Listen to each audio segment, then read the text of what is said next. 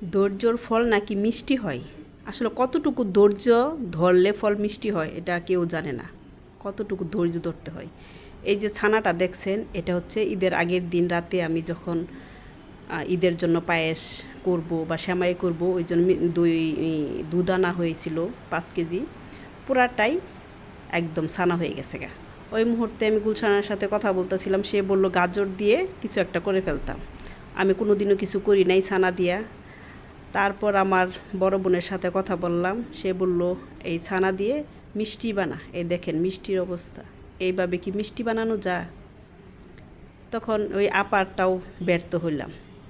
তারপর চলে গেলাম ইউটিউবে, দেখি কি করা যায়। আর এই ছানাটা আমি ফেলতেও পারতেছি না, এটা রাখতেও পারতেছি না, কারণ বেশিরভাগ ছানাটাই আমি খালারে দিয়ে দিই, কারণ অত ধৈর্য আমার নেই আর আমার দ্বারা সম্ভব না। তারপরে ইউটিউবে দেখলাম একটা ছানার মিষ্টির মতো করা যায়, একটু সহজ মনে হইল।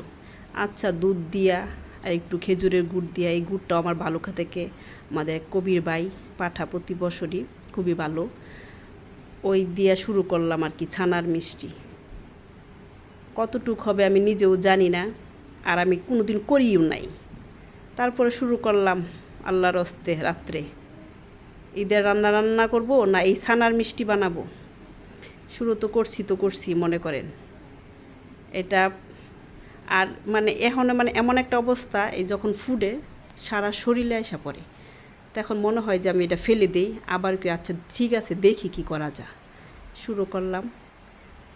তারপরে তো মনে করেন রাত্রে প্রায় অনেক রাত্রে হয়ে গেছে, এগুলো করতে করতে দেখি আচ্ছা একটু শুকাইতেছে, একটু শুকানোর পজিশনে গেলাম। তারপরে দেখি আবার ইউটিউবে আবার ঢুকলাম, ঢোকার পরে দেখি আচ্ছা এইভাবে একটা বক্সে রাখে, আচ্ছা রেখে দিলাম। আসলে শেষ পরিণতি যে কী হবে আমি নিজেও জানি না, ইউটিউব দেখে দেখে করতেছি। তারপর স্বামীগণ ভাবছে স্পেশাল কিছু বানাইছি। তখন রাত্রে 3টা 10 বাজে। তখন সে বলল কি বানাইছো, একটু নিয়ে আসো। আচ্ছা আমি তো জানি এটা যে কী বানাইছি, দুধটা যে ফাইটটা গেছে এটা কিন্তু আমি বলি নাই যে দুধ ছানা হয়ে গেছে। আবার তারে দিয়ে আবার 5 কেজি আনাইছি দুধ, কারণ ঈদের মধ্যে লাগবেই।